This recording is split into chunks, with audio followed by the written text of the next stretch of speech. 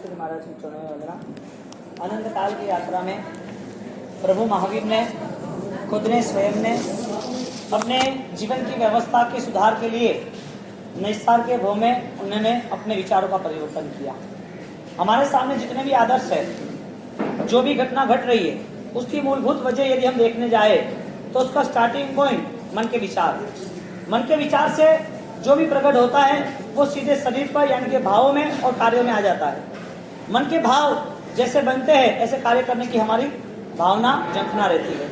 प्रभु महावीर देव जिनकी नैसार के पहले पूर्व के भाव की आराधना में देखने जाए तो आराधना होगी, मानव जीवन भी होगा, धर्म के लिए उनके पास अनुकूलता, योग्यता, बल भी होगा, लेकिन सब कुछ मिलने के बावजूद भी धर्म के नाते जो मन मिलना चाहिए वो नहीं मिला।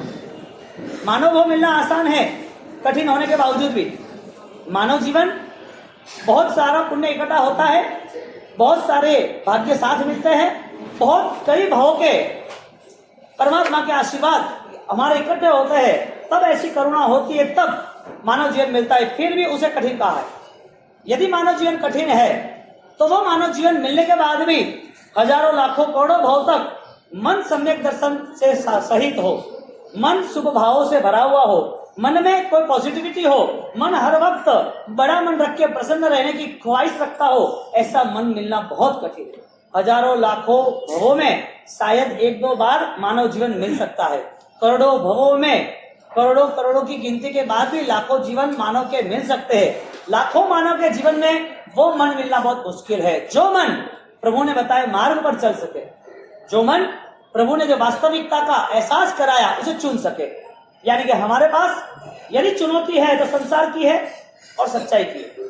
संसार की सच्चाई, संसार की पूरी सच्चाई झूठ के सहारे खड़ी है, और धर्म की पूरी सच्चाई वो खुद आत्मा के साथ जुड़ी हुई है। यानी कि शरीर बूढ़ा होता है, शरीर कमजोर होता है, शरीर का बचपना होता है, शरीर की मौत होती है, आत्मा तो जुआ नहीं रहता।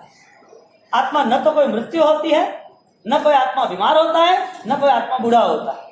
लेकिन आत्मा के साथ जुड़ी हुई इतनी सारी घटनाएं, बुढ़ापे की, सुख दुख की, मानव जीवन की यात्रा की, अनंत अनंत दूसरे भवों की, 84 लाख जीवाणु में विविध प्रकार के देह के ग्रहण करने की, ये सारी परिस्थिति किसके साथ जुड़ी हुई है?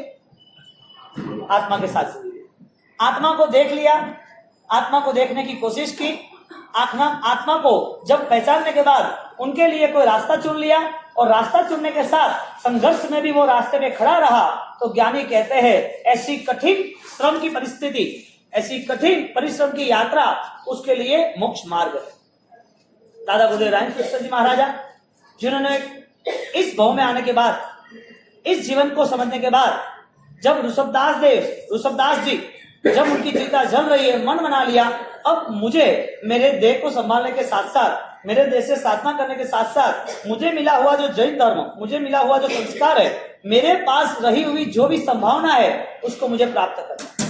यानी उन्होंने तय किया कि मुझे साधु बनना है। साधु बनने के बाद सत्य की खोज पूर्ण करनी है। सत्य की खोज पूर्ण करने के साथ जब शुरुआत की है, और शुरुआत के नाते जब साधना 1 by 1 जब अपग्रेड हो रही है, आगे बढ़ रही है, तो वो साधना में उनके सामने एक चुनौती आ गई, जैसे जीवन मिला है ऐसा जिया कर। गुरु महाराज ने ना बोल दिया ये संभव ही नहीं है, ऐसा जीवन हमें पसंद नहीं है, इस जीवन से हमें कोई लेना देना, कोई नाता नहीं, ये जीवन जी के करूंगा क्या? मेरे जो परिवार में, मेरे जो प्यार में, मेरी जो अनुकूलताओं में सब मैं त्याग करके आया हूं, सब मैं छोड़ के आया हूं, तो ये त्याग का कुछ तो मूल्य होना चाहिए ना। ये त्याग करने के बाद कुछ तो मुझे एहसास, कोई फीलिंग्स, कोई अनुभूति तो होनी चाहिए ना। राजेश्वरी महाराज कई दिनों तक मुनिवरों के साथ रहते हैं, यतियों के साथ रहते हैं, रहने के बावजूद उनके मन में अब एक के बाद एक घटना शुरू हो गई। ये गलत है, ये करने जैसा नहीं, ये मेरे आत्मा के लिए हितकारी नहीं है, मुझे छोड़ना है, ये मैं करूंगा और मेरा धर्म कलंकित होगा, मेरे लिए अयोग्य नहीं होगा। हम सोचते हैं राजेंद्र महाराज महान हो गए, सोचते हैं क्योंकि है दादा गुरुदेव सिद्ध पुरुष हो गए। राजेंद्र जी महाराजा, उनकी अनुपम, अद्वितीय, अपूर्व इतनी ऐतिहासिक आराधनाएं हुई जो 1000 साल में दिखने में नहीं आई।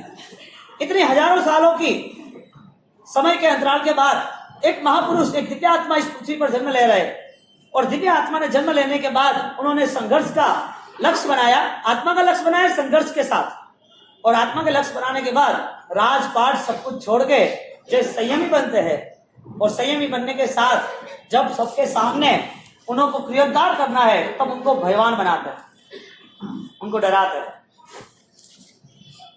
डरा के नाते उनको कहते हैं कि ये जो दुकान चल रही है हमारी चलने दो, तुम बीच में आएगे तुम भी खत्म हो जाओगे। गुरुदेव हमारे लिए महापुरुष है। गुरुदेव को हम हमारे अंतर्मन में हमारी श्रद्धा से, भक्ति से, आदर्शों से हम उनकी पूजा पाठ कर रहे हैं। गुरुदेव यदि महापुरुष है तो वजह क्या थी? गुरुदेव को यदि हम मान रहे तो गुरुदेव किसको मान रहे थे? गुरुदेव के लिए दर्शन ज्ञान चारित्र महत्वपूर्ण है, तो दर्शन ज्ञान चारित्र महत्वपूर्ण जिसके लिए है वो कहाँ जा सकता है? मोरल सेट करते हैं कि हमें गुरु महाराज पसंद है। गुरु महाराज को कौन पसंद था? प्रभु महावीर को मानव जीवन पसंद है, तो मानव जीवन में हमें क्या पसंद है? धर्म यदि चाहता है कि वो आत्मा निर्भर हो जाए, वो आत्मा अपने पूर्व के भवों की जितनी भी विचारधारा है, जितना भी बोझा है, वो बोझा छोड़ के यहाँ से नई यात्रा में सुकून से आगे जाए, तो ये सब घटनाएं, ये जो व्यवस्था है इतनी बेहतरीन है, तो हमारा मन क्यों परिवर्तनशील नहीं होता है? वजह क्या है? यदि समझदारी कम होती तो हम बिजनेस नहीं कर पाते, संसार नहीं संभाल पाते। यदि हमारे में शारीरिक बल नहीं होता तो हम बार बार हर जगह पर दौड़ते रहते नहीं। बीमारी होती तो हम ट्रीटमेंट भी कराते। न शरीर की बीमारी है, न दिमाग की बीमारी है, न बल की बीमारी है, कोई भी बीमारी न होने के बावजूद भी हम हमारी शाश्वत यात्रा की जिम्मेदारी क्यों नहीं ले रहे हैं? राजेंद्र सूरी महाराजा यदि हमें पसंद है तो उन्होंने हमें क्या आदेश दिया? अभिधान राजेंद्र कोश, उनकी इतनी 13.5 साल की एक लंबी यात्रा में उनका मन क्या होगा? क्रियोद्धार किया तो मन क्या होगा? 1.25 करोड़ की आराधना की, ओम रीम सिम अरहम नमः की, और 8 अठाई करते रहे, उनका मन क्या होगा? हम इनको मान रहे हैं या इनका इतना प्रभाव है, या इनके पीछे हजारों लाखों लोग हम जिसे नहीं पहचानते, इतने अनजान अपरिचित लोग भी वहां खींचे जा रहे हैं, उनमें है क्या ऐसा? वो आत्मा तो है ही नहीं यहाँ पर। वो आत्मा कहाँ गया? हाँ, उनका पूरा अस्तित्व इस पृथ्वी पर छाया हुआ इसके लिए था कि उन्होंने प्रभु महावीर के मार्ग पर जो दर्शन ज्ञान चारित्र की पूरी मेहनत थी, वो डायरेक्ट कनेक्शन 2500 साल पहला था, वही अपनाया उन्होंने। 18 पापस्थानों का त्याग किया, न कोई भय न कोई लालच। डराने वाले मिल गए कि तुम फंस जाओगे।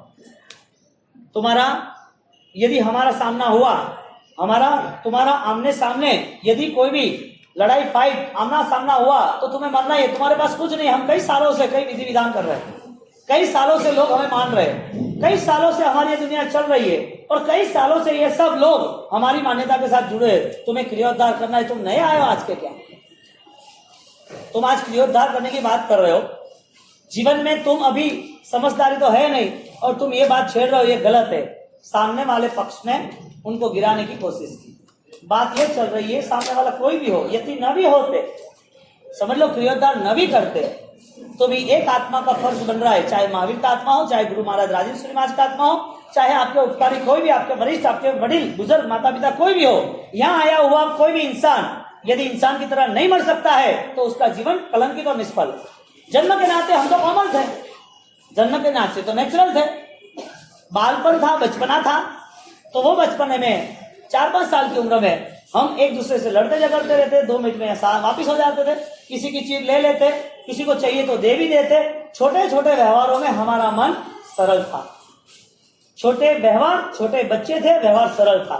हमारे मन में कटुता नहीं थी। बच्चे थे, कोमल स्वरूप परमात्मा ने दिया था।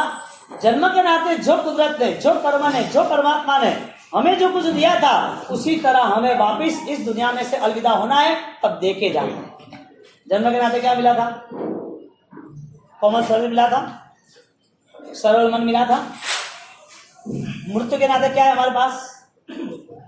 जर्जरित शरीर है, पीड़ा व्यथा है, वेदना संवेदना आतापना संतापना है, और उसके बाद ये तो चलो सबके लिए है। शरीर है तो उसका स्वभाव है, जीर्ण क्षीण होना ही है।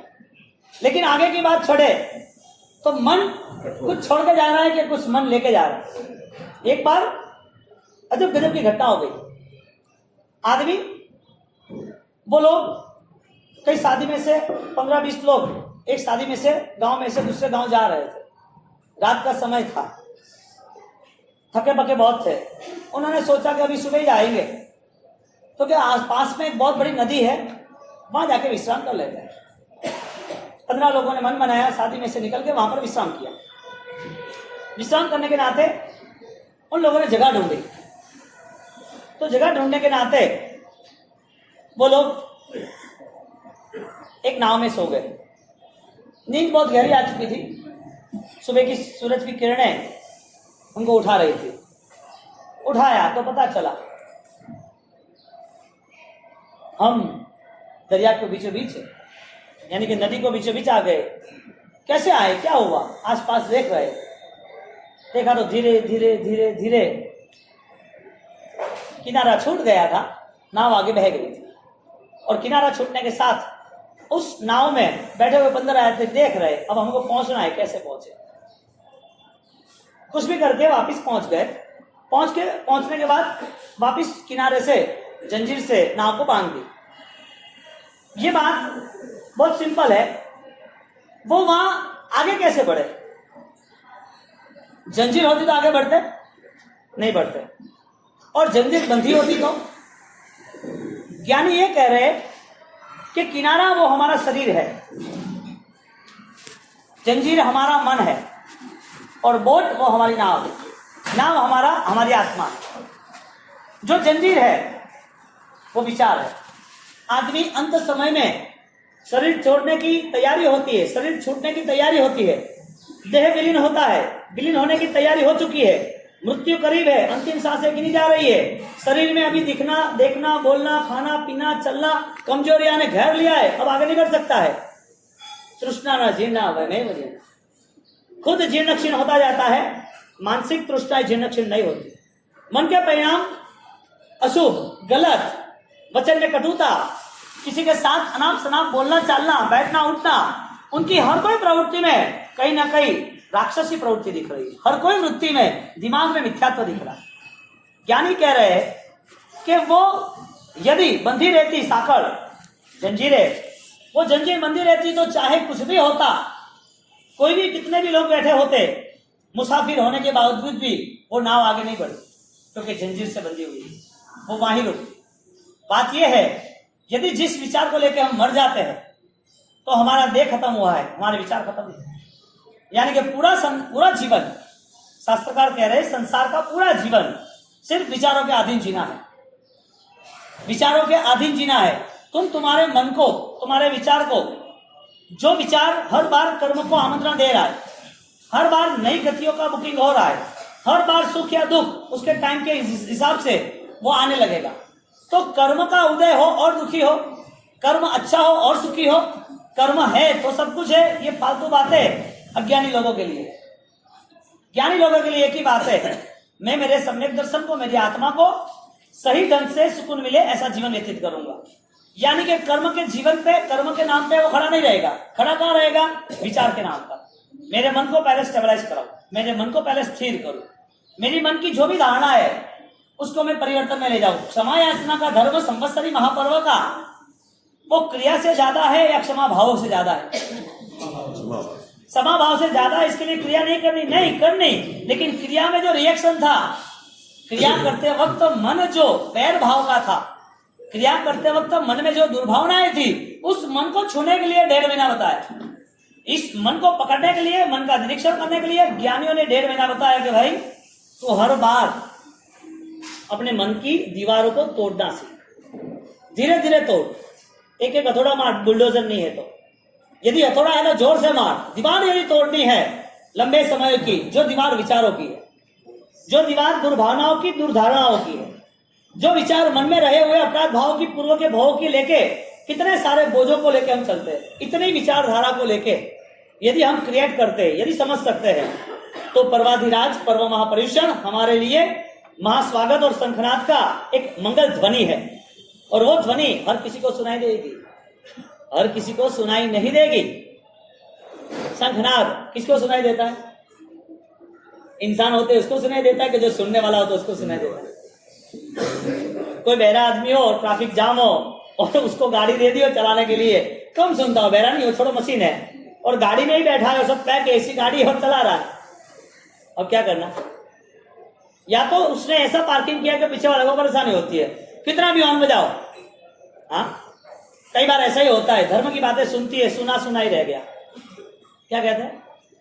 सुना यानी सुना तो था लेकिन कोई इफेक्ट नहीं है, कोई हमें पता ही नहीं है कि क्या हो रहा है। सब कुछ जो सुना था वो सुना ही रह गया, क्योंकि उसके पास वो पावर नहीं था सुनने का।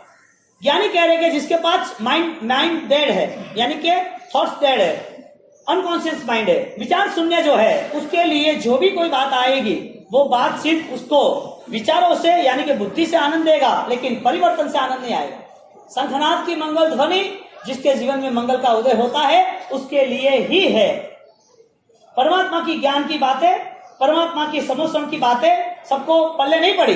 परमात्मा समोषण में बैठे हैं, परमात्मा ने बातें छेड़ी, परमात्मा ने बात इतनी सारी छेड़ी, 12.5 साल तपस्या, 12.5 साल में 11.5 साल की मौन साधना, 24 उपवास, कष्ट परिश्रम सहन करने के बाद, इतने कठिन परिस्थितियों में से निकलने के बाद जब उनको केवल ज्ञान प्राप्त हुआ है और वो केवल ज्ञान में सबको कह रहे धर्म ऐसा है, धर्म आत्मा से ऐसा करना चाहिए, धर्म के लिए ये होना चाहिए, ये सब बातें कौन कह रहा है? ये सब बातें समझ समय कौन कह रहा है? प्रभु महावीर स्वामी। कैसे प्रभु महावीर स्वामी? जो केवल ज्ञानी है। कैसे प्रभु केवल ज्ञानी? जिन्होंने 12.5 साल तक कठिन साधना की है, ऐसे महावीर स्वामी। कैसे महावीर स्वामी? वो जो साधु थे, श्रमण थे, ऐसे महावीर स्वामी। कैसे महावीर स्वामी? जिन्होंने राजपाट का त्याग किया है, ऐसे महावीर स्वामी। महावीर स्वामी बनने की शुरुआत कहां से थी? यानी कि राजपाट का त्याग करना है कि मन के विचारों में जो भी कठिन परिस्थितियां है सबका सॉल्यूशन करना है। त्याग तो हम भोजन का भी कर देंगे, पैसे का भी कर देंगे, त्याग करने में कोई फर्क नहीं पड़ रहा है। मौत होगी तो सब त्याग हो जाएगा, सांसें भी त्याग हो जाएगी। आप सब कुछ छोड़ सकते हो, अपनी सांसें नहीं छोड़ सकते। मौत एक ऐसी घटना है जो सुनने से आदमी थर थर कांपता है। मौत के नाम से इसके लिए डरता है कि एक भी दुख यहां पर उसे कंसल्टिंग नहीं करना, एक भी दुख से वो चाहता नहीं कि कोई दुख मुझे चाहिए। यदि दुख ना हो तो जैन शासन नहीं होगा। और भगवान ने सबसे बड़ा दुख एक ही बताया, मिथ्यात्व परम रोग, परम दुख, परम अंधकार, परम संचारो। तो सबसे बड़ा रोग कौन सा है? मिथ्यात्व के नाम का। यानी कि मन के विचारधारा में धर्म करने के बावजूद भी उनकी पूर्व के भोग की पूरी धारणा को लेकर चलता है। वो नाव छूटती नहीं है, यदि खिल्ले से बंधी हुई है, साकर से बंधी हुई है तो। जंजीर से बंधी हुई नाव आगे नहीं जा सकती। अपने विचार लेके हम कदाच शायद नए भाव में जाएंगे, अपने विचार यहां से लेके शायद नए भाव में जाएंगे, लेकिन नया भाव कोई तय नहीं है कि नए भाव में जैन धर्म की प्रवृत्ति, जैन धर्म की विचारधारा, जैन धर्म मिलने के बाद बदलाव मिलेगा। संभावना नए भाव में नहीं है, क्योंकि वर्तमान की संभावना ने आपने देखा ही। आज की संभावना देखते और आज की संभावना में कोई कार्य करते, आज की संभावना में यदि परिवर्तन होता तो आगे भी शायद परिवर्तन की गुंजाइश रहती।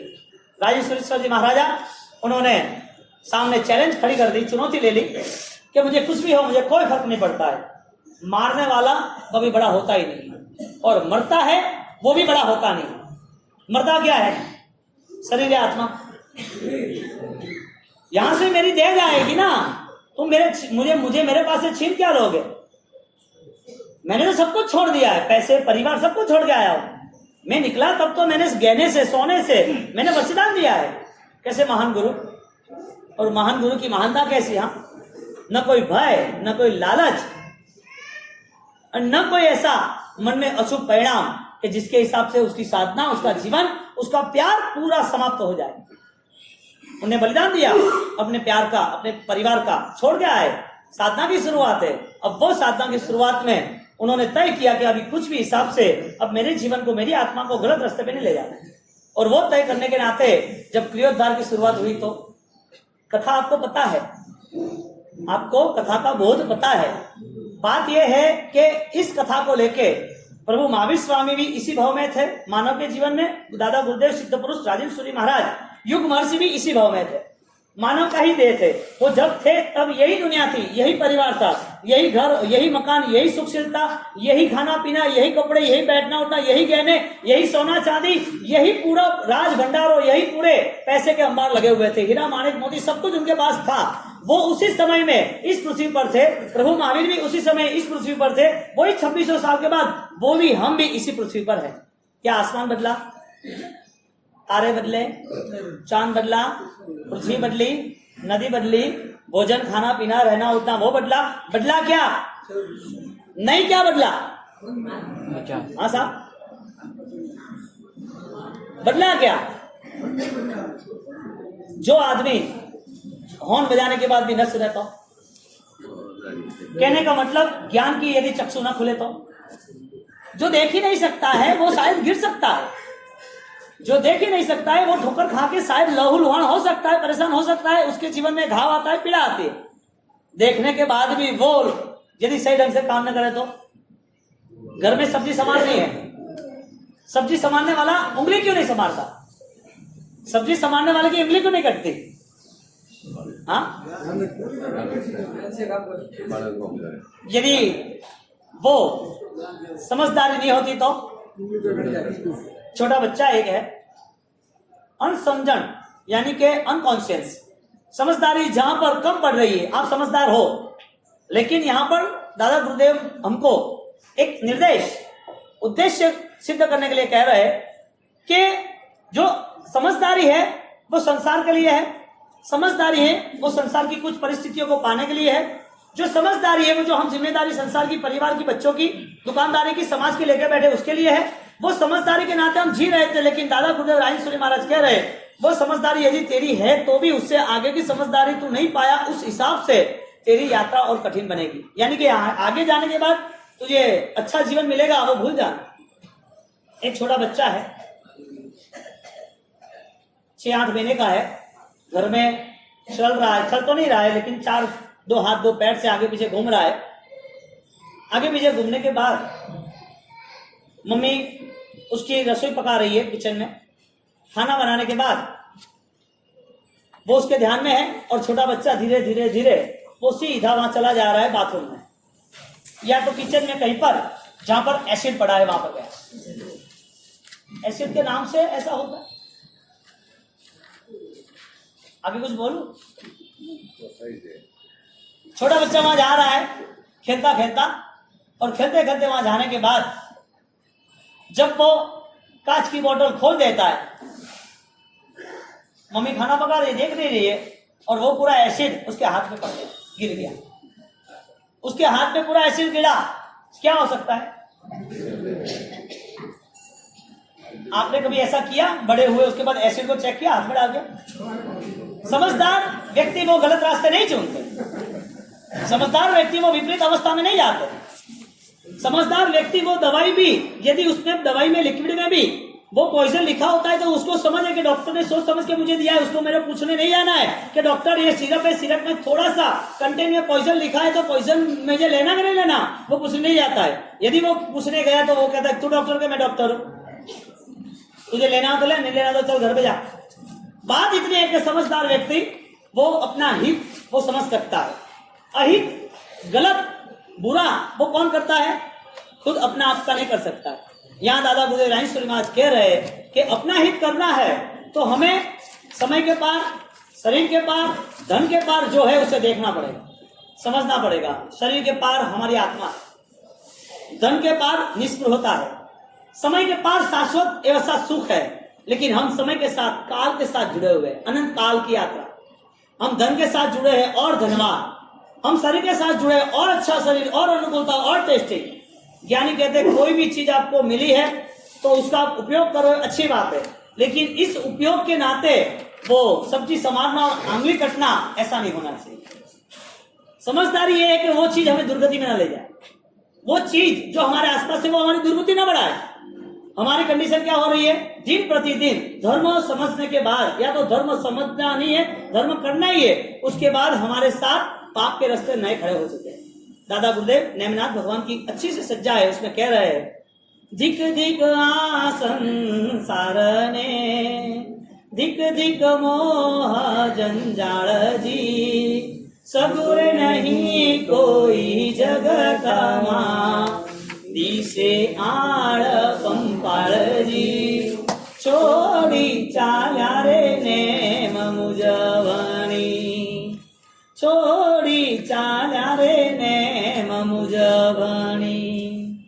लक्ष्मी चलिता प्राण चलित छे, चले यौवन ने कायजी, मूर्ख अथीर ने थीर कहे, छोड़ी छोड़ी ने जायजी, छोड़ी चाला रे नेम मुजभणी।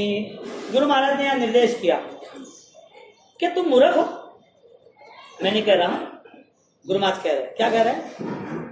तुम मूर्ख हो तो जिसके वजह से कि तुम धन संपत्ति यौवन परिवार सब छोड़ के जा रहे हो। लक्ष्मी चलित प्राण चलित रे, छोड़ी छोड़ी ने जाय रे। क्यों छोड़ रहे हो? तुमने अपना बनाया है, तुम्हें उस पे अधिकार लग रहा है, तुम उस चीज को देख के ऑर्डर कर रहे हो, तो तुम्हें छोड़ना नहीं चाहिए। क्यों छोड़ के जा रहे हो? यानी जवाब बोलो, हमारे हाथ में नहीं है। जवाब बोलो, कर्म का उदय है।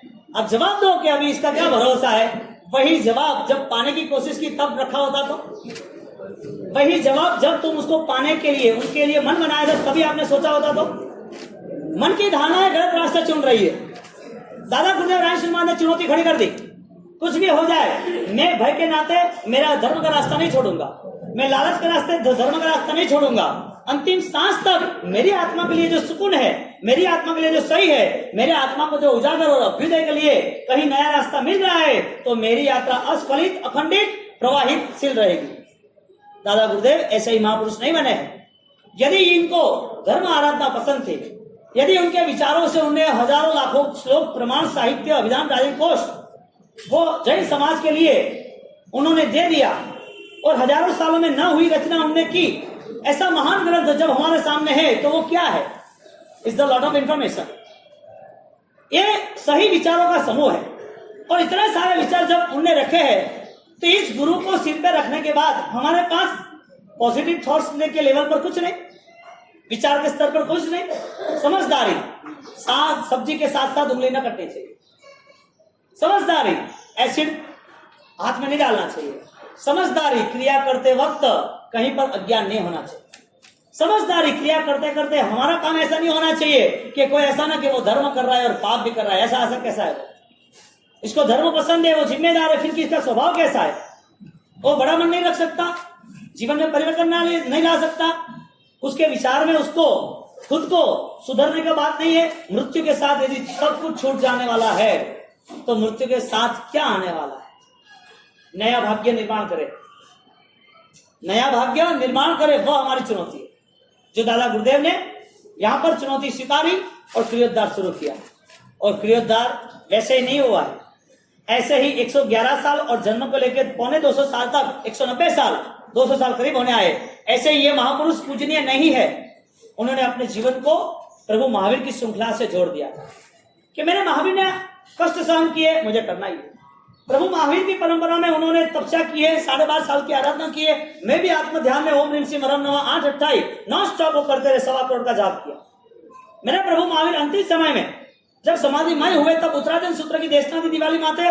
गुरु महाराज ने सपना बनाया प्रभु महावीर के पंथ में चलना है, अभिधान राजेंद्र कोश। हमारा सौभाग्य, हमें वो एक अमर कहानी अमर कृति देके गए। कैसे महाज्ञानी, कैसे चारित्र, कैसे तपस्वी, कैसे दानेश्वरी, कैसे राजकुमार और कैसे सिद्ध पुरुष जो वर्तमान में भी कोई व्यक्ति ने देखा नहीं है, फिर भी कह नहीं सकता कि वो हाजरा हजूर नहीं है। ऐसा कैसे गुरु महाराज? इस दादा गुरुदेव रायसूरी महाराज ने भय के नाते कहीं पर भी वो पीछे नहीं हटे। उन्होंने बोला कुछ नहीं, आपको जो करना वो आप करो, मुझे जो करना मैं करूंगा।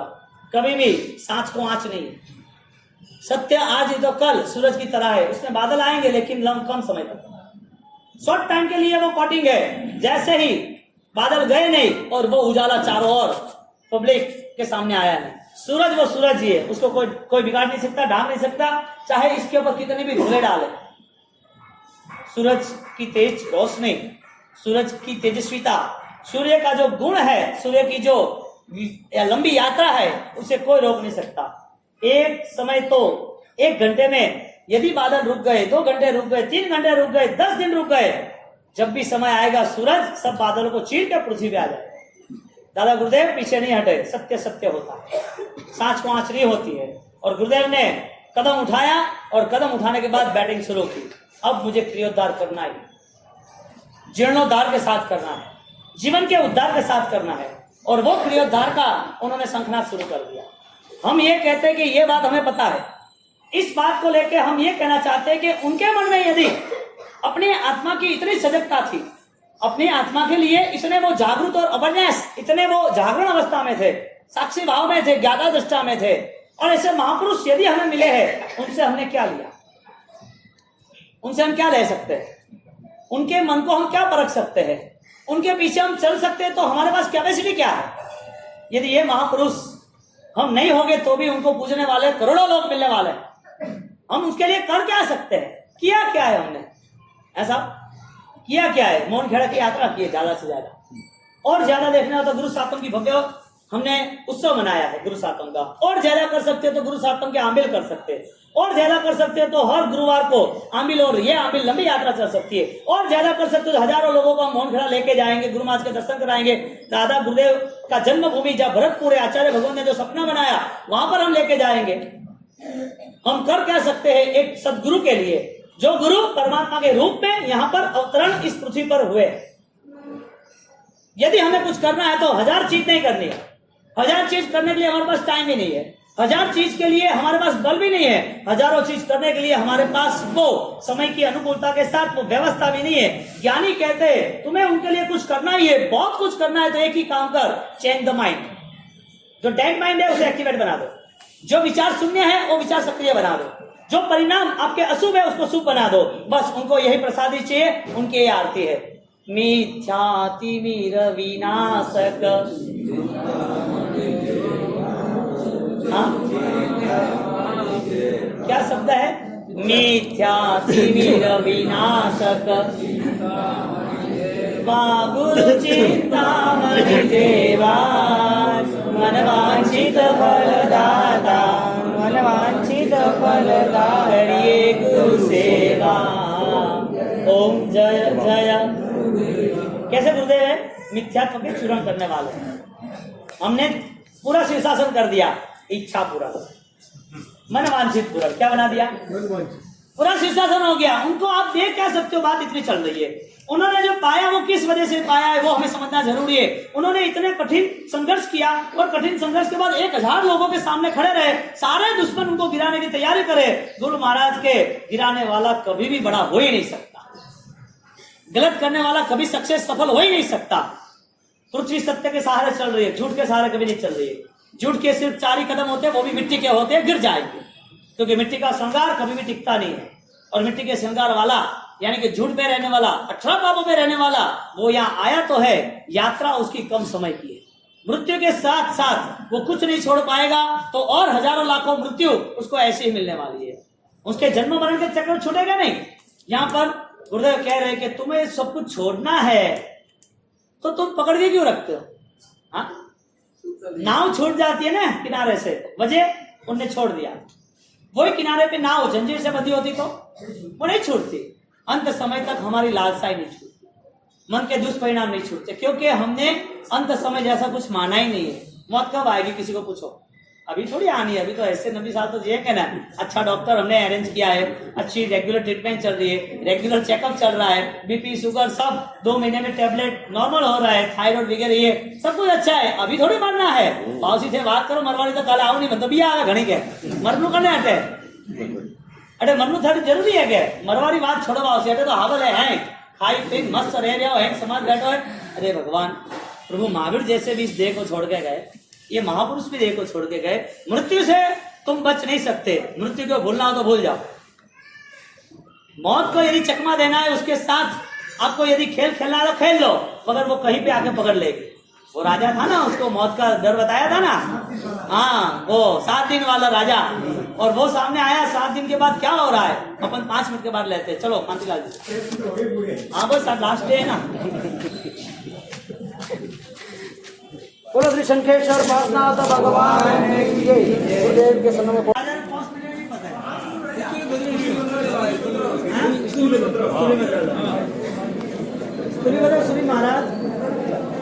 5 मिनट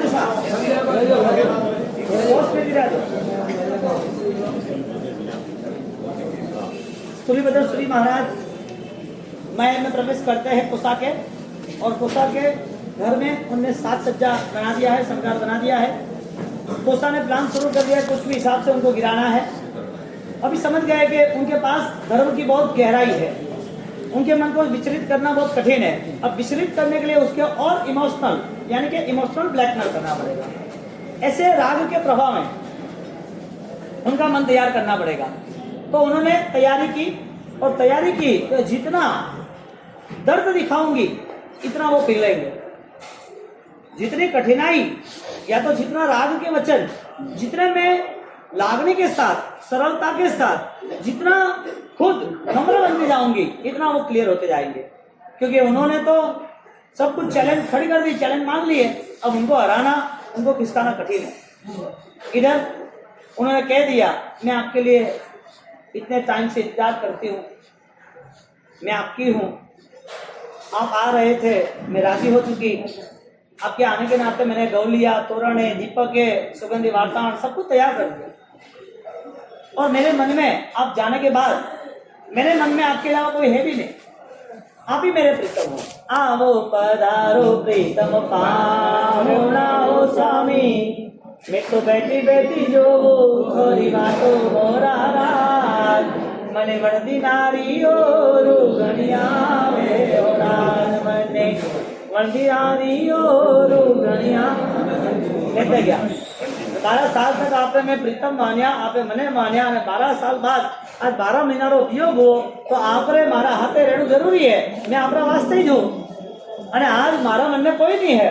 मैं मन भी बहुत तय कीधું है कि 12 साल तक आप मारा हाथे रहो, હવે મારી જિંદગી આપણા હાથે निकालनी है। આ બધાથી કટે જવાની વાત કરજો મતી, આપણે કટે જાણું કોણ वो तो विचार कीधो प्रमाणे અને વિચાર कीधा हाथे तय कीधું ब्रो। लेकिन सूर्यभद्र महाराज उन्होंने कीधું पे मोरे धोरे अंतर है, थारे मन में भावना अलग है, मारी मन की भावना अलग है। थारे जीवन की व्यवस्था में तू जावा मांगे रही है, थारी जीवन की व्यवस्था में बदलवा मांगे रही है। थारा जीवन में तू जो होशे रही है वो सोच मानव जीवन के लिए अच्छी नहीं है। इस सोच को लेकर तू बदलाव नहीं कर पाएगी, और इस सोच को लेकर तू अपने जीवन को न्याय भी नहीं दे पाएगी। तुझे न्याय देना है, तैयारी करनी है, तो मेरी बातों को तुझे सुनना ही पड़ेगा। उनने मान लिया कि 4 महीना तक तो मेरी फाइट चालू है। उसने फाइट शुरू की, धीरे धीरे समय व्यतीत हो रहा गया। उसने ट्राई किया, ऐसा खिलाना, ऐसा पिलाना, ऐसे रहना, ये सब तैयारी करते गए। और उसमें हर वक्त उसको रात के समय पर उनके साथ बातचीत में बैठना। रात की बातचीत 12 बजे, 1 बजे, 1:30 बजे, एक बावसी आप पढ़ी कम करो, फिर ला रहा हो बैठो, और सौंदर्य भी बैठो, और मन भी सुख दुख रही आगे भी है बात भी करो। बावसी ने मैनेज भी करे, અને बावसी ने की कम ओपरा बनावना वो तैयारी भी की। मारा सा बनो तो गुरु रा आशीर्वाद रो जबरदस्त सुरक्षा कवच लेने बैठा था, અને जना जीवन में माए हाँ गुरु रा हाथ में मैंने कटे आँच आवे, कटे आँच नहीं आओ। आचार्य भगवान जैनचंद सूरी महाराजा आज मैं विचार करवा जाओ अपना गुरु महाराज तो अणरो हस्तु चेहरो अणरो निर्मल आशीर्वाद मनोरी जीवन व्यवस्था में संघ प्रति इतनी भावना है जगह 83 रनिंग कंटिन्यूटी रनिंग तोड़ धामी कर हर संघ हर जगह हर व्यक्ति हर किसी के साथ बैठना उठना आज आस्था श्रद्धा के स्थान पर। सूर्यभद्र जी गुरु कवच लेके बैठे, यहाँ पर रात को बातें चली और बोले कि तुम मेरे सामने देखो,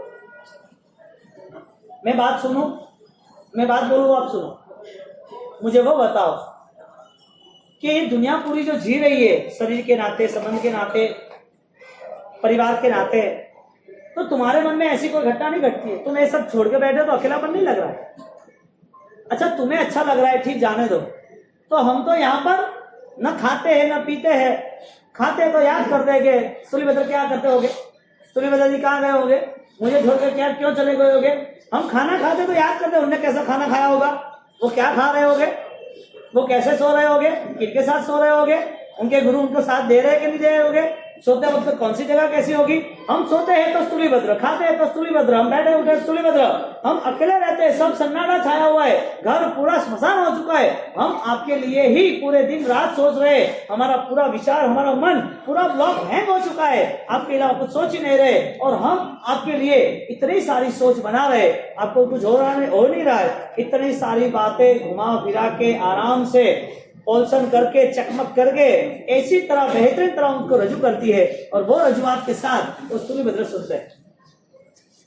स्थूलिभद्र सुनते हैं, कहते हैं कि तुम्हें क्या खराबी है हमारे में क्या खराबी है? कोई आंखों में, कानों में, बालों में, रूप में, दिखावों में, खोड़ खापड़, पैर टूटा हुआ है, हाथ टूटा हुआ है, आवाज सही नहीं निकल रही है, मुंह चपटा हुआ है, पैरालिसिस, लकवा मार गया है, खराबी क्या है मेरे में कि तुम ऐसा कर रहे हो मेरे साथ? कोई प्रॉब्लम हो तो बताओ, तो मैं भी सन्यासी बन जाती। मेरे में कुछ कमी है तो मैं सन्यासी बन जाता। आपका मन कैसा? इमोशनल ब्लैकमेल शुरू कर दिया, परिस्थिति को मोड़ने शुरू कर दी, और कहते हैं कि इस संसार में हर किसी को पुण्य का उदय नहीं होता है, हर किसी को रूप नहीं मिलता है, हर किसी को बुद्धि नहीं मिलती है, हर किसी को कलाएं नहीं मिलती है, हर कोई व्यक्ति अच्छे लंबे आयुष्य के साथ जी नहीं सकता है, हर किसी के साथ बोलने की, चलने की और इतने अनुकूलता की व्यवस्था नहीं मिलती है। मेरे पास पुण्य ही है, मेरे पास रूप है, मेरे पास सब कुछ है, मेरे पास आप हो, वही मेरी पुण्य ही है, आप मुझे स्वीकार क्यों नहीं कर रहे? मेरे में कमी हो तो बताओ। मैं काली भी नहीं हूँ, मुझे कोई पहनना ओढ़ना नहीं है, ऐसा भी नहीं है, आप बोलो ऐसा श्रृंगार में करने के लिए तैयार हूँ। रात चली, बात भी चली, किसके लिए चली? गिराने के लिए चली। स्थूलिभद्र सूरी महाराज को सुना रहे, स्थूलिभद्र महाराज को सुना रहे, 12 वर्ष सहवास माओ स्वामी, कीधा केड़ा केड़ा रंग राजो मोरा राज, मने मणती नारी ओरु गणियावे हो राज, मने नवला नाथरी ओरु, मने थोड़ी याद आवे रही है, अपनी बात भाड़े रही थी, कहाँ करना है? अबे स्थूलिभद्र महाराज जवाब दे रहा है, उनको एक एक चीज का जवाब दे, तेरे रूप का, तेरे बल का, तेरे सौंदर्य का, तेरे अकेलेपन का, तेरे घर में अकेले सन्नाटे का, सब जवाब दे रहे। क्या जवाब दे रहे वो अवसर पे देखेंगे। चलो पचखान साहब